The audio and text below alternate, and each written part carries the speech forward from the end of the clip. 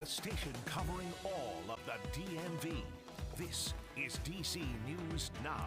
Good evening. You're watching DC News Now at 10, the station covering all of the DMV. Here's a look at your headlines at the top of the hour. Breaking news tonight, a mass stabbing in Maryland. The knife-wielding suspect shot dead by police in what officers say was a random attack. In a community in mourning after a deadly crash, a teenager still fighting for their life. We hear from neighbors as the investigation unfolds. And the latest when it comes to the Mega Millions drawing, piling up at the moment. A look at what you can win in the next drawing. And the weather has been a winter of a forecast today. Can we continue on that stretch of nice weather going into Sunday and beyond? Stick around for my 7-day forecast. I'll have all the details, including, well, a mini heat wave coming up, I believe. Stick around. Ben? Thank you, Scott, and thank you for joining us for DC News Now at 10 on DCW 50. I'm Ben Dennis. We begin tonight with the latest on this morning's deadly shooting of a knife-wielding man shot by Montgomery County Police in Wheaton. Police shared this photo of a 12-inch butcher knife allegedly used in the attacks. One woman is fighting for her life after she was stabbed. And our Dave Laval, who's on scene, tells us it happened following several unprovoked stabbings in the area. The unidentified officer who fired the deadly shot in this area of Coley Drive remains on administrative leave, while the investigation continues to determine if that shooting was justified. I will tell you they are shaken up. It's one of the worst days that an officer can have. Assistant Montgomery County Police Chief Darren Frank after one of his officers shot and killed a man Saturday morning in Wheaton. Investigators recovered this 12-inch butcher's knife the unidentified suspect is said to have used to lunge at the officer. The officer, according to police, fired after the man refused orders to drop the weapon. These are shocking incidents to officers. A chain of events that started shortly after 10:30 a.m. at the nearby Unique thrift store. Police said the suspect stabbed a woman there. A second call came in about a minute later behind the store on Coley Drive, where police found two more women stabbed at a yard sale, along with a man. All of the victims are expected to survive. Police say the officer encountered the suspect a few blocks away on Havard Street near the intersection of Littleton Street, which ended with the deadly shooting. The stabbings, according to police, appear to be random attacks. The violence left neighbors like Daniel Pena shaken. We don't know what we're going to do, We're scared because I'm feeling very sorry for the guy. Another officer who witnessed the shooting is also on administrative leave for what we've been told is his personal welfare. Per state law, the Maryland Attorney General's Office of Independent Investigation Division will determine whether the officer's use of deadly force was justified. In Wheaton, Dave Laval, DC News Now. Thanks to Dave. Police did say that they plan to release the body video of the shooting, which could happen in just 2 weeks. In Prince George's County, Maryland, near I-495, police investigate a fatal shooting earlier this evening. Police say they responded to Hampton Park Boulevard at 5:30 in Capitol Heights. It's there they found a man outside with gunshot wounds. He was transported to a hospital where he later died of his injuries. Police are asking the public for information into this case. And authorities are painting a more clear picture of what led to a shooting at DC's Fort Totten Metro Station. Transit police say a group of people were fighting when one person tried to pull out a gun and it fell to the ground. But then a teenager picked up the gun and shot a man. We're told that that teen and a special police officer shot at one another. The teenager hit by a bullet from the officer's gun before the officer chased the teen out of the station. People living in the area say that they are sick of this gun violence. Every time you look around, somebody getting shot somewhere. It's very concerning that something like this will happen where people travel to work every day, travel to school, travel to run their errands, and plus it's close to my neighborhood and my neighbor's neighborhood and where we live.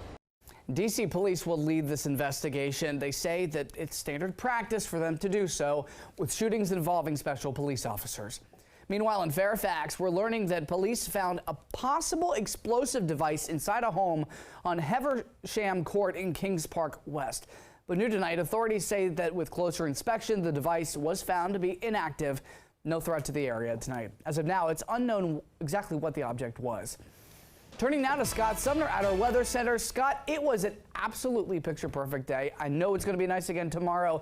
How long is this going to stick around for us? Well, not too much longer here, Ben, unfortunately. And you see a nice night there at the Annapolis Harbor there, and in the harbor, it's right around the bay there. But needless to say, it's fairly nice all around the area, not just by the water, inland as well. Let's take a look at what we have here. Again, there's a live look at Annapolis at Anne Arundel County. Pretty nice night. Folks out and about either eating late or just enjoying a nice walk outside, because usually you don't get these type of days during the course of July. Hey, the high was only 86. The average high should be 90. The record high 103 in 1926. The morning low of 70 was closer to the average low of 73, and the record low of 53 set back in 1890. I don't think any of us were around for that. Now look at these numbers here. You can see the numbers into the 60s and the 50s across the board. It is fairly comfortable across the area, though a little bit more muggy towards Annapolis Way and Lexington Parkway this evening. But overall, Lexington Park, I should say, not Parkway. You know, sometimes I confuse my traffic with my weather. All right, anyway, plan your evening. 1, 4, 7 a.m. You're looking at the temperatures here, 72, 69, 69 degrees. We're looking at a pretty clear sky. And walking either Oliver or Fido across the board here, pretty nice weather, 60s and 70s, dry and sunny. And that's the start of the day. We'll continue with a fairly dry day throughout much of the morning. Now, we've got the tropics. It is hurricane season after all. I've circled a couple of different items there. I'll talk about those items coming up in my way weather and what they may have in store for us in just a bit. Looking forward to it. Thank you, Scott. New tonight out of the district, DC United has fired their head athletic trainer after a photo of him reportedly giving a derogatory hand gesture popped up on social media. Reed Whitney was not directly named in the firing, but a statement from the team said that their head trainer was let go. 2 other players are also on administrative leave for similar actions. And developing now, a teenager's life cut far too short, and a second teen is in the hospital after a violent crash in Prince George's County. The crash has left that community shaken up. The wreck happened in the Springdale area, and sources tell DC News Now the teenagers involved were on their way to summer school when the driver lost control. Our Yamarisa spoke to neighbors who saw it happen. We also have video of when the car came careening down the road, and we want to warn you, the video could be disturbing. Frightening video from Friday morning shows the moment a car slides out of control on Ardwick Armour Road in Springdale. And I hear that boom, I know what it was right away. That's when Melvin Evans came outside. A car crashed into a pole right in front of his home. Neighbors quickly rushed to help. They pulled one person out and put him over there, and he was checking his pulse on the other one. He couldn't get no pulse on him. And then about that time, the police came. The victims, 2 teenagers on their way to summer school at Charles Herbert Flowers High School, just a few feet away. One of the teens passed away. The other is expected to survive. Really emotional, because I don't want to see nobody, nobody gets, get hurt or get killed. Or even young kids or anybody. I don't want to see them get themselves hurt. Evans has lived here for nearly 40 years. He says speeding is a problem, and he's witnessed several crashes. I would just like to see more safety rules and regulation up here. The signs up here saying slow down, be safe. That's what I would like to see. And he's keeping the family of both teens in his prayers. That the Lord will just put his arms around them and dry their tears from their eyes and get them comfortable. Tough loss there. That was Yamarisa reporting. Neighbors tell us that they hope officials can remove a sign in the area that's reportedly confusing for drivers. One person says several people have turned into his driveway when the actual turn is further up the road. Tonight, we're also following a shooting in Alexandria, Virginia. Police say shots rang out around 3 p.m. on North Henry Street. One victim was sent to a nearby hospital. Tonight, they're facing life-threatening injuries. We'll provide more information as it becomes available. Also staying in Northern Virginia, a cyclist fights for his life after what Fairfax County police describe as a serious crash.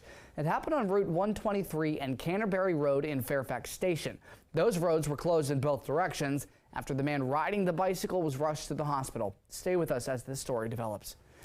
And heads up, Metro riders, summer construction continues this weekend on the Green Line. We're covering your commute. That means some stations will be closed for the next few weeks. Starting today, the Greenbelt, College Park, Hyattsville Crossing, and West Hyattsville stations are all closed. Well, they're scheduled to reopen September the 5th. Plenty of time until then. Free shuttles will be available during station closures. Meanwhile, Green Line service will be unavailable at the Fort Totten station this weekend only. Red Line service will remain available at the next station. And good news for Virginia drivers. The State Department of Transportation will soon open the I-95 Express Lanes extension in Fredericksburg. Starting in August, drivers will use 10-mile lanes to get around south of Route 610 and Route 17 in Stafford County. It's designed to reduce road congestion along that high-traffic corridor between Fredericksburg and D.C. Remaining access points will also open later this year. And new details, a new district-wide swim policy is in place. It comes a week after 2 adults almost drowned in Fort Lincoln. Well, we're told that swimmers are required to get out of the water for 15 minutes every 45 minutes. The policy comes a week after 2 adults almost drowned at the Fort Lincoln Rec Center. Question for your Saturday night, could another $1 billion jackpot be on the way? The Mega Millions jackpot is getting close after no winning tickets were drawn last night. The top prize now jumping to an estimated $820 million, or if you opt for the lump sum payment, $422 million before taxes. That's a pretty penny. Go on a vacation or two. The next drawing is happening Tuesday night.